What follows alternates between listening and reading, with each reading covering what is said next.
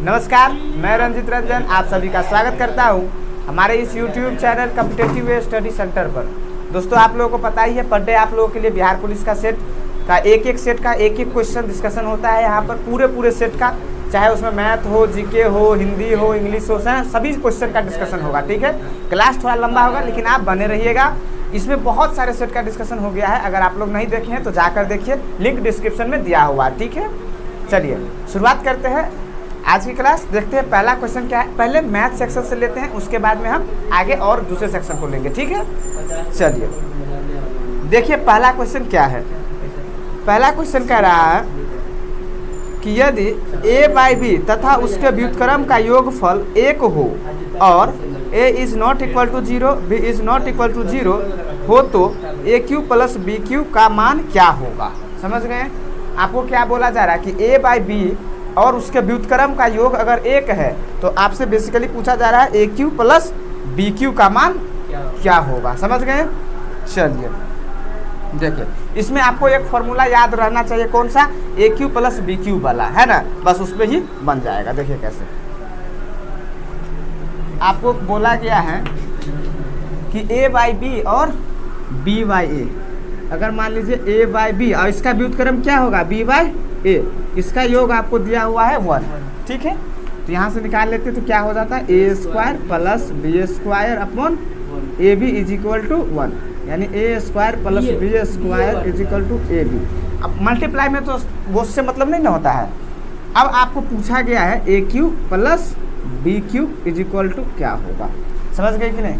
तो ए Q plus B cube is equal to क्या होता है, A plus B into A square plus B square minus A B, यही होता है। अब यहाँ से देखिए ए प्लस बी और इसमें देखिए ए स्क्वायर प्लस बी स्क्वायर का मान क्या है, ए बी, तो रख दीजिए ए बी और माइनस का ए बी। अब प्लस माइनस में रहता है तो कुछ नहीं होता है तो 0, तो यहाँ पर ए प्लस बी मल्टीप्लाई 0, 0 से किसी भी संख्या में मल्टीप्लाई करते हैं तो क्या आता है, 0, इसीलिए इसका आंसर कितना हो जाएगा, 0 हो जाएगा। समझ गए? आसान था, है ना? चलिए, एक फॉर्मूला सिर्फ आपको याद होना चाहिए। कहाँ पे बोल दीजिए, कहाँ पे, किस मॉल? चलिए कहाँ पर है?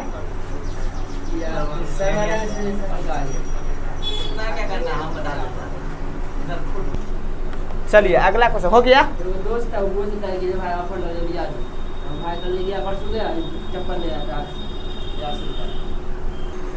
अगला क्वेश्चन देखिए क्या कह रहा है। कह रहा है कि रानी का भार मीना के भार का 25% और तारा के भार का 40% है, तदनुसार तारा के भार का कितना प्रतिशत मीना के भार के बराबर है। समझ गए?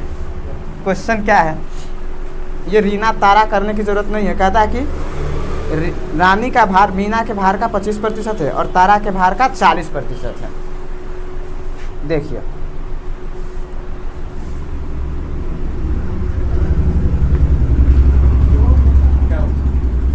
उतार लिए इसी के, हाँ देखिए, कहता है रीना है, उसके बाद में मीना है और तारा है। ठीक है, कहता है रीना का जो भार है ना वो मीना के भार का 25% और तारा के भार का 40% है। अगर यहाँ पर देखिए 100 रखते हैं तो इसका 40% कितना होगा, 40, और इसका ये 25% है। समझ गए कि नहीं?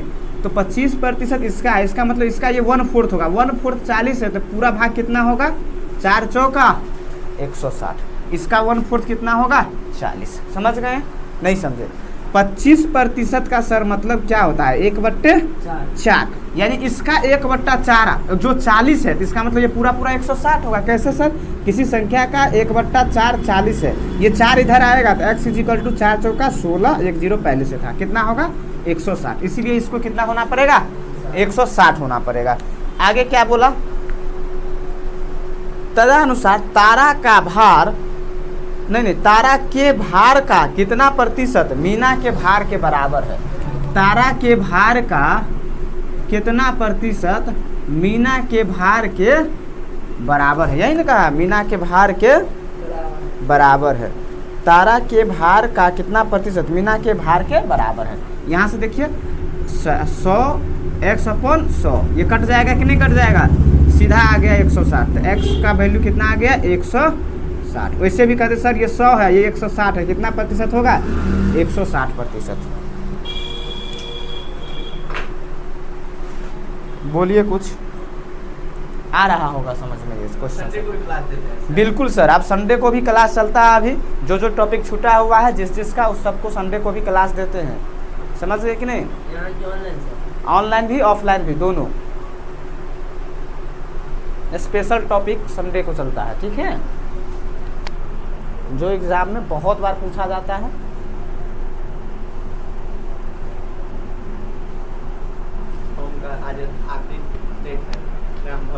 आज बिहार पुलिस का आखिरी डेट भराएगा।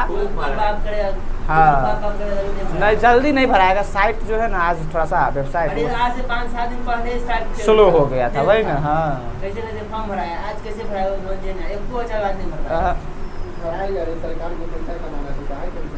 चलिए उतार लिए ये क्वेश्चन। ये समझ में आया, परसेंटेज का सबसे आसान टाइप था ये। ए बी का इतना प्रतिशत है, बी सी का इतना प्रतिशत है, सी ए का कितना प्रतिशत होगा, उसी पर है ये क्वेश्चन, है ना। ठीक है आगे बढ़ते हैं। आगे एक क्वेश्चन देखिए,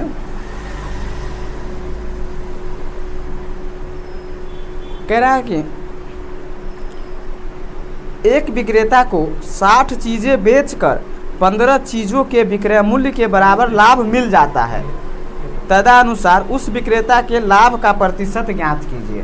क्या बोला, 60 चीजें बेचकर 15 चीजों के विक्रय मूल्य के बराबर लाभ मिल जाता है। समझ गए कि नहीं। तो इसमें तो कुछ था ही नहीं, तो बहुत आसान क्वेश्चन है। 60 चीजों का विक्रय मूल्य जो होता है वो 15 चीजों के उसके बराबर है, तो सीधा 15/60 अगुना 100 कर दीजिएगा तो आ जाएगा। क्या बोला कि एक विक्रेता 60 चीजों को बेचकर 15 चीजों के विक्रय मूल्य के बराबर लाभ मिल जाता है। तो ध्यान से देखिएगा तो पता चलेगा। सर बेचा है उसने 60 कितना और 15 के बराबर उसको लाभ हुआ, इसका मतलब वो 15 का ज़्यादा पैसा ले लिया, यानी कि 60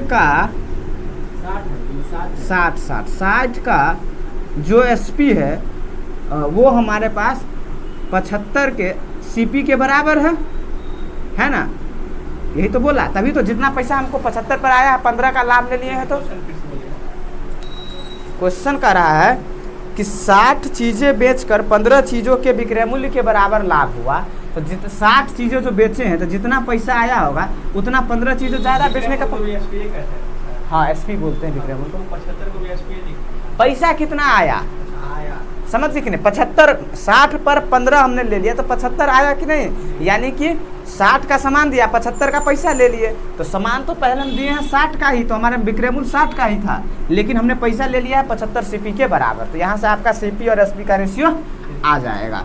या फिर एक और तरीका क्या है कि अगर सर आप डायरेक्ट कहते कि 60 बेचे हैं अब 15 लाभ हुआ है आपका, है ना, इसका मतलब आपका जो सीपी होगा सीपी होगा वो कितना होगा, 60 में से 15 को घटा दीजिए तो 45, यानी 45 का सामान आप 60 पर बेच दिए तभी तो 15 लाभ हुआ है। बस आधा आसान सा था, 15/45 × 100। एक ये भी तरीका है, 33 सही 1/3% हो गया। इससे भी आसान थोड़ी ना होगा, सोचने वाला क्वेश्चन है ये सर।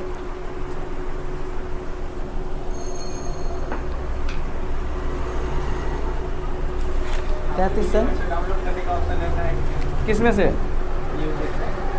हाँ डाउनलोड करिए, रिमिक्स करिए, सब ऑप्शन है हमारे यूट्यूब पर। हाँ कुछ भी उसमें अथी नहीं है, आप डाउनलोड करके रख लीजिए, जब मन है तब देखिए, ये नहीं कि सिर्फ ऑनलाइन देखिए। ऐसा क्यों होता है सर, जैसे कोई वीडियो डाउनलोड हाँ किसी वीडियो में रेस्ट्रिक्शन लगा रहता है। डाउनलोड करके रखते हैं, मतलब डाउनलोड हो गया सब कुछ हो गया, उसके बाद हम देख भी लिए और उसके बाद अपने आप डिलीट 30 दिन बाद 30 दिन कल हो गया है, पता नहीं। देखिए अगला क्वेश्चन ये हो गया होगा, बहुत आसान था। कहता है कि यदि एक आयताकार बॉक्स के तीनों बीमाओं का योगफल 12 सेंटीमीटर तथा कुल पृष्ठ का क्षेत्रफल 94 सेंटीमीटर है, तो उस बक्से के भीतर रखी जा सकने वाली किसी छड़ की अधिकतम लंबाई कितनी हो सकती है। ये आपसे पूछा जा रहा है, किसी छड़ की अधिकतम लंबाई कितनी हो सकती है। तो ये बेसिकली विकर्ण पर क्वेश्चन है। अधिकतम लंबाई कैसा होगा, विकर्ण वाला होगा। और एक कमरा है, बॉक्स है, तो बॉक्स का विकर्ण क्या होता है, under root l square plus B square plus h square. और आपको जो दिया हुआ है वो तीनों विमाओं का योग है कितना, 12, यानी l plus B plus h 12 centimetre दिया हुआ है। एक और बातें दिया हुआ है कि उसका क्षेत्रफल, कुल पृष्ठीय क्षेत्रफल 94 है। तो बॉक्स का कुल पृष्ठ का क्षेत्रफल क्या होता है, 2 into L B plus B H plus H l. ये कितना दिया हुआ है, 94 सेंटीमीटर स्क्वायर। ठीक है, आपसे पूछा क्या जा रहा है, अंडर रूट विमाओं का सबसे अधिकतम छड़ की लंबाई, तो l square plus B square plus h square. अब सर यहाँ हमें ध्यान देने की बात क्या है तो ये मेंसुरेशन का, लेकिन अलजेब्रा का फॉर्मूला भी आपको लगाना पड़ेगा। कैसे सर, अगर इसको 1 कैरी करें, इसको ए बी सी कैरी कर दे, तो ये A square plus B square plus C square है। यहाँ पर अगर देखते हैं सर तो A plus B plus C है, यहाँ पर 2 into A B plus B C plus C L है। तो आपको किसी फॉर्मूले की याद आया क्या, A plus B plus C का होल स्क्वायर क्या होता है, A plus B plus C का whole square, A square plus B square plus C square, square तो सब पॉजिटिव होगा। उसके बाद में plus 2ab plus 2bc plus 2ca, यही होता है कि नहीं होता है। अगर इसका मान निकालना है तो ये प्लस वाले को उधर ले जाना पड़ेगा, या इसको और थोड़ा छोटा कर देते हैं, B square plus C square plus 2 इसमें से कॉमन ले लेंगे सब में, तो क्या हो जाएगा, A B plus B C plus C A, यही हो जाएगा कि नहीं। अब ये इतना पार्ट को सिर्फ हम उधर ले जाएंगे तो सर माइनस हो जाएगा, प्लस से जाएगा तो क्या बचेगा, A square plus B square plus C square is equal to A plus B plus C का whole square minus 2 into A B plus B C plus C A. तो यहाँ पर बैठा दीजिए अंडर रूट, इसका मान क्या हो जाएगा, L plus B plus H का whole square minus 2 into L B plus B H plus H L. समझ गए, बहुत आसान है, सिर्फ एक फॉर्मूला हमें ये वाला याद होना चाहिए। अब सबका मान दिया ही हुआ है, ए प्लस बी प्लस सी 12 है, तो 12 का स्क्वायर माइनस ये दिया हुआ है कितना, 94, बस हो गया। समझ गए कि नहीं। तो यहाँ पर कितना हो जाएगा, 144 माइनस 94 कितना आएगा, 0 और 5, यही ना होगा हो।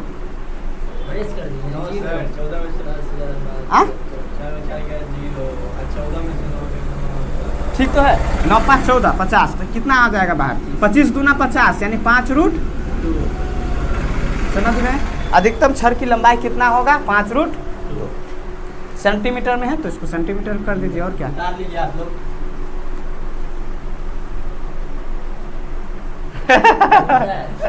गजब इंसान है वो, उतारिए। हाँ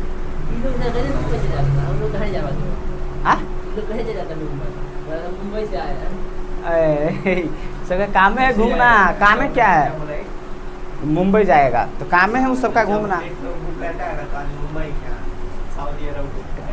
घूमता ही है, हो गया।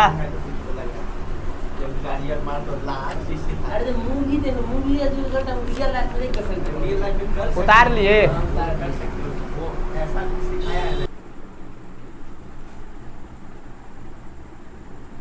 अगला क्वेश्चन देखिए, अगला क्वेश्चन क्या कह रहा है, 2500 लोगों में से केवल 60% में बचत करने की आदत पाई गई है। यदि उनमें 30% बैंक में बचत करते हो, 32% डाकघरों में और शेष शेयरों में, तो शेयर धारकों की कुल संख्या कितनी है। समझ गए, क्वेश्चन बना है। देखिए 2500 टोटल लोगों की संख्या है, कितना है 2500, और इसमें से 60% लोग बचत करते हैं, तो 60% का मतलब सर 60/100, यानी इतने लोग हैं जिसको बचत करने की आदत है। इसमें से 30% आपका चला गया जो बैंक में जमा कर रहा है, और 32% जो डाकघर में कर रहा है, ठीक है ना, बैंक में और ये पोस्ट ऑफिस में। यानी टोटल अगर हम बात करें तो 62%, यानी 62% तो अभी तक जमा करने वाला आ गया है, इतना 62%। बाकी जो बचा है वो शेष बोला है शेयर में, तो शेयर के लिए हम क्या करेंगे सर, 100 माइनस 62 कर देंगे, कितना होगा 38, और 38% जो होगा यही आपका शेयर में जमा कर रहा है ना। तो इसका 38% निकाल दीजिए, कितना हो जाएगा, 2 जीरो से सर 2 जीरो कट गया, 20 तिया 60, 20 पंचे 100, 5 से ये कटेगा 5 बार, 5 तिया 15, 15 को अगर आप मल्टीप्लाई करोगे 38 से तो 15 अट्ठे 120, 12 15 तिया 45 और 12 57, कितना होगा 570। यानी कि 570 व्यक्ति है जो शेयर धारकों की कुल संख्या है। कितना है, 570। आ गया समझ में? आसान क्वेश्चन था लेकिन पूछा जाता है ऐसा क्वेश्चन, है ना। तो याद रखिए इस क्वेश्चन को, बहुत ही इंपॉर्टेंट क्वेश्चन है ये, कि कुछ नहीं करना था सर, 2500 पूरे व्यक्ति है, उसमें से कुछ व्यक्ति बैंक में जमा कर रहे, कुछ यहाँ जमा कर रहे, आपको बोलेगा कुछ यहाँ खर्च कर दिए, कुछ वहाँ खर्च कर दिए, इस टाइप का क्वेश्चन आपको बनता है इस पर। तो इस क्वेश्चन का आंसर कितना हो गया, 570। ठीक है, आप लोग को भी समझ में आ रहा है? आप लोग भी कमेंट करके हमें उत्तर बता सकते हैं, कमेंट कीजिए और बताइए उत्तर, और इस वीडियो को लाइक कीजिए और अपने दोस्तों में शेयर भी कीजिए, है ना। बिहार पुलिस का सेट जो भी एग्जाम देने वाला है उसको ये बहुत हेल्प करेगा। ठीक है, चलिए अगला क्वेश्चन देखते हैं। अगला क्वेश्चन क्या है, क्या कह रहा है, प्रथम n प्राकृतिक संख्याओं के घनों का माध्य क्या है। समझ गए, माध्य पूछा जा रहा है आपसे। प्रथम n प्राकृतिक संख्याओं के घनों का माध्य पूछा जा रहा है। तो इसके लिए आपको घनों का योग पता होना चाहिए, क्योंकि माध्य बराबर क्या होता है, योग बट्टे नंबर, है ना, सारे नंबर्स का योग बट्टे नंबर्स। तो यहाँ से पहले तो आपको प्राकृतिक संख्या के घनों का योग पता होना चाहिए। सर प्राकृतिक संख्या के घनों का योग क्या होता है, प्रथम n प्राकृतिक संख्याओं के, प्रथम n प्राकृतिक संख्याओं के घनों का योग बराबर n इंटू n प्लस 1/2 का होल स्क्वायर। यही होता है कि नहीं। अगर आप इसको तोड़ोगे तो देखोगे sir n square into n plus 1 का होल स्क्वायर और 2 का स्क्वायर कितना होगा 4। ये कहाँ से आता है, a/b का whole square is equal to क्या होता है, a²/b²। समझ गए कि नहीं। तो इसीलिए यहाँ पर हमने इसको तोड़ा है, तो इतना आ गया। अब हमारे पास माध्य वाला, ये तो योग है, माध्य निकालना है ना, तो माध्य निकालने के लिए टोटल नंबर से भाग देना पड़ेगा। तो लिख लीजिएगा माध्य बराबर n square into n plus 1 का होल स्क्वायर बट्टे 4 था, और n टोटल नंबर कितना है n, तो n से भाग दे दिए। तो n स्क्वायर n से कट जाएगा, बचेगा n। तो ऊपर क्या है n इंटू n प्लस 1 का होल स्क्वायर और नीचे 4। यही इसका क्वेश्चन का सही आंसर है। समझ में आया, यस और नो आ गया। ये बहुत काम का है, इसमें 2 फॉर्मूला लगा है ना। तो अभी से याद रहेगा ये क्वेश्चन, ठीक है। हाँ, प्रथम n प्राकृतिक संख्या के घनों का योग क्या होता है, n इंटू n प्लस 1/2 होता है। ठीक है, चलिए उतारिए फटाक से, उसके बाद आगे बढ़ते हैं। देखिए, अब मैथ का क्वेश्चन इस सेट में इतना ही था। ठीक है, अब जीके के सेक्शन पर आते हैं। ठीक है, आप लोग भी जीके का क्वेश्चन जैसे ही आएगा डिस्प्ले पे, आप लोग कमेंट करके हमें आंसर बताएंगे। ठीक है, ताकि आपको अपना स्थिति के बारे में पता चल सके कि ऐसा ऐसा जीके पूछा जाता है तो हम कहाँ पर खड़े हैं अभी, है ना। ठीक है, चलिए अगला क्वेश्चन ले लीजिए। पहला क्वेश्चन जीके का देखिए तो क्या है, क्या कह रहा है पहला क्वेश्चन जीके का।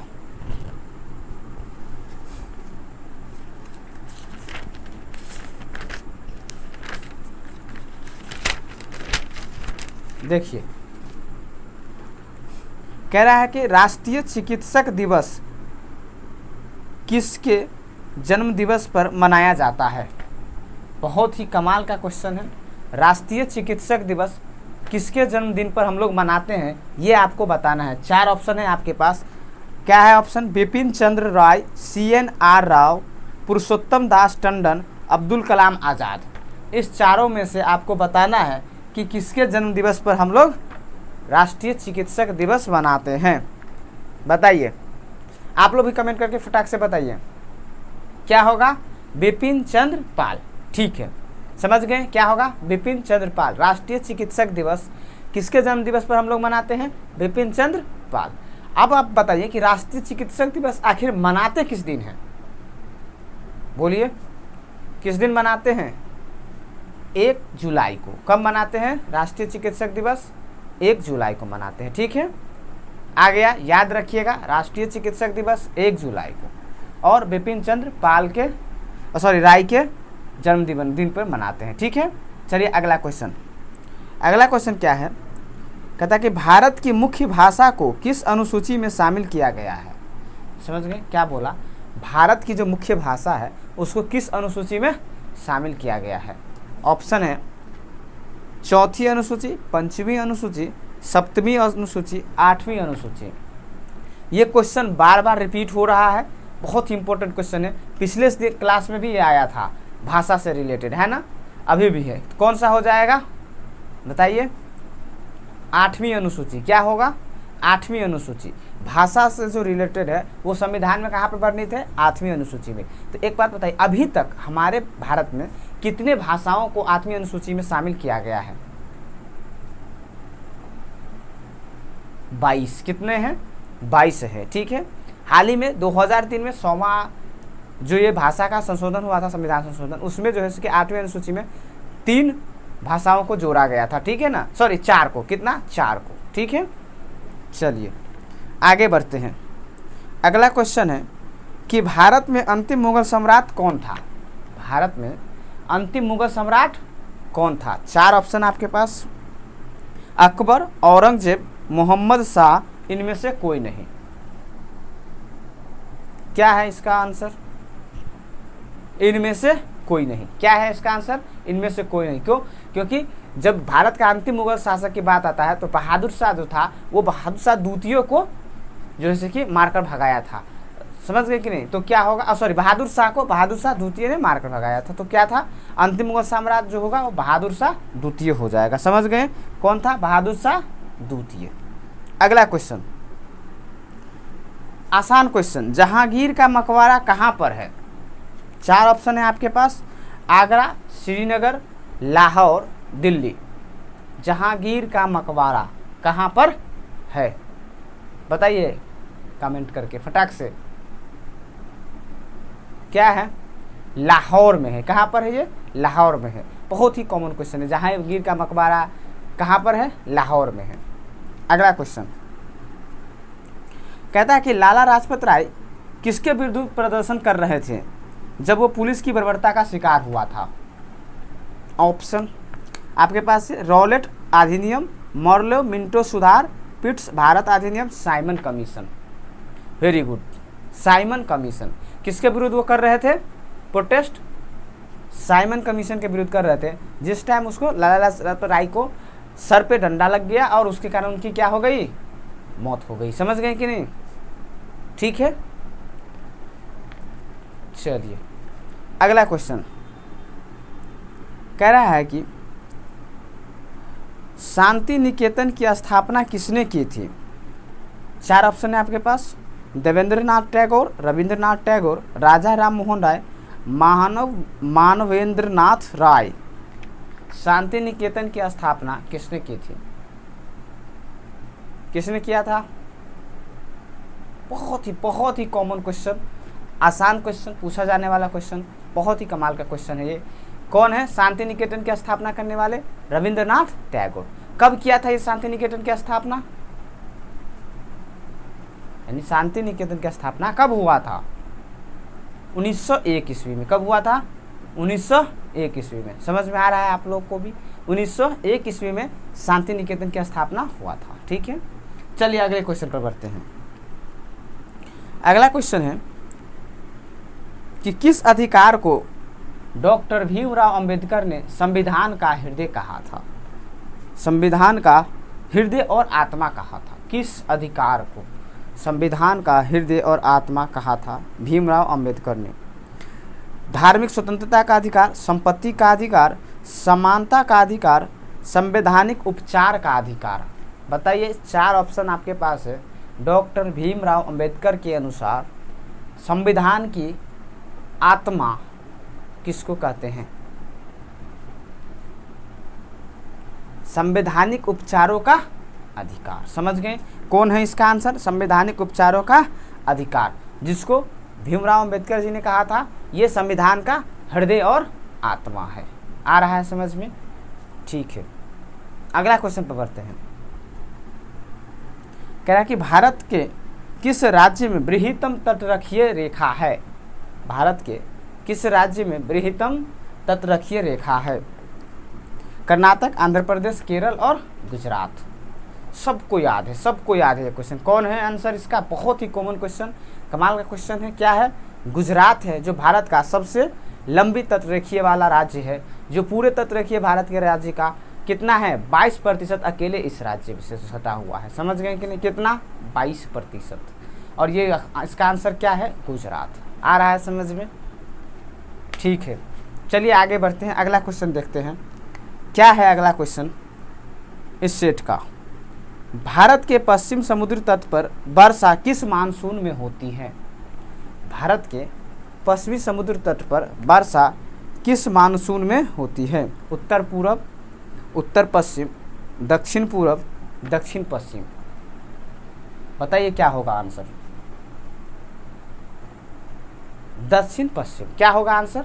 दक्षिण पश्चिम। दक्षिण पश्चिम में भारत में जो मानसून होता है वो सबसे जो समुद्री तट है उस पर वर्षा होता है मानसून के क्षेत्र में, दक्षिण पश्चिम में, है ना? ठीक है, सबसे पॉपुलर क्वेश्चन, बहुत ही कॉमन क्वेश्चन। क्या है?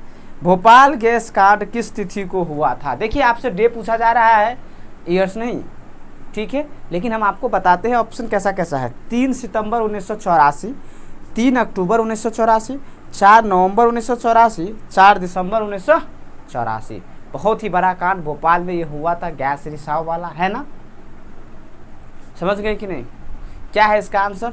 3 सितंबर 1984 को ये भोपाल का कांड हुआ था। समझ गए? कब हुआ था? 3 सितंबर 1984 को। याद रहेगा? बहुत आसान, याद भी है बहुत बंदे को। ठीक है, चलिए आगे बढ़ते हैं, अगला क्वेश्चन देखते हैं कैसा क्वेश्चन है। कह रहा है निम्नलिखित में से किसके जलने से कार्बन डाइऑक्साइड गैस निकलती है? सल्फर, मैग्नीशियम, हीरा, चांदी। बताइए कौन है जिसको जलाने से कार्बन डाइऑक्साइड निकलेगा? कार्बन का सबसे अप्रूप कौन है? हीरा है कि नहीं? तो फिर क्या होगा आंसर? हीरा। यानी हीरा को जलाने से कौन सी गैस प्रयुक्त होने लगेगा, उत्पन्न होने लगेगा, निकलने लगेगा बाहर? Carbon dioxide. समझ गए? Very good. क्या है? Carbon dioxide. अगला, पराबैंगनी किरण को अवशोषित किया जाता है किसके द्वारा? आपके पास है समताप मंडल, ब्रह्मंडल, क्षोभ मंडल, ओजोन परत। बताइए पराबैंगनी किरण को अवशोषित किया जाता है किसके द्वारा अवशोषित किया जाता है? इसमें से ओजोन मंडल है। क्या है इसका आंसर? इसी कारण ओजोन पे परत में छिद्र हो रहा है, होल हो रहा है ना? इसका क्या आंसर है? ओजोन मंडल। पराबैंगनी किरण को अवशोषित कौन करता है? ओजोन मंडल करता है। ठीक है, आ रहा है समझ में? Very good. आगे बढ़ते हैं,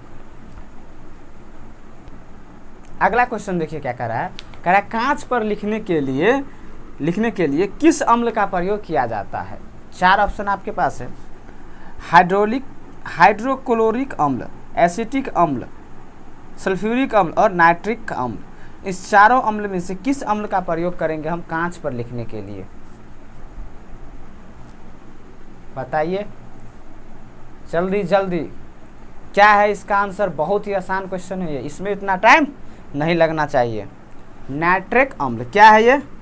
नाइट्रिक अम्ल है, जिसका उपयोग करके हम कांच पर लिख सकते हैं। समझ गए? आ रहा है समझ में? Very good. आप लोग भी हमें कमेंट कर करके बताते रहिए और इस वीडियो को लाइक कीजिए। समझ गए कि नहीं? चलिए अगला क्वेश्चन देखिए। कहता है कि टाइफाइड से शरीर का कौन सा अंग प्रभावित होता है? टाइफाइड बीमारी से शरीर का कौन सा अंग प्रभावित होता है? ऑप्शन है अग्नाशय, अमाशय, आंत, मस्तिष्क। क्या होगा? टाइफाइड से कौन सा अंग प्रभावित होता है? इसका आंसर क्या होगा? आंत होगा। आप लोग भी हमें कमेंट करके ज़रूर बताएं आज की क्लास आपको कैसा लगा, और इस वीडियो को लाइक कीजिए, अपने दोस्तों में शेयर कीजिए। जो भी आपके फ्रेंड्स में हैं सर्किल में जो आने वाले बिहार पुलिस का एग्ज़ाम देने वाला है उसको बहुत मदद करेगा। ये सेट 2022 में पूछा गया क्वेश्चन है, आप लोग उसे शेयर कीजिए, ठीक है। अगर आप हमारे चैनल पर नए हैं तो चैनल को सब्सक्राइब करके बेल आइकन को जरूर दबाइए, ताकि जैसे ही हम अगला क्वेश्चन या अगला सेट या कोई भी नोटिफिकेशन से रिलेटेड इन्फॉर्मेशन जो आपको काम आएगा अगर हम लेके आएंगे अपने चैनल पर, तो वो आपको नोटिफिकेशन के माध्यम से सबसे पहले मिलेगा, ठीक है। अपना ख्याल रखिए, पढ़ते रहिए, मिलते हैं अगली क्लास में।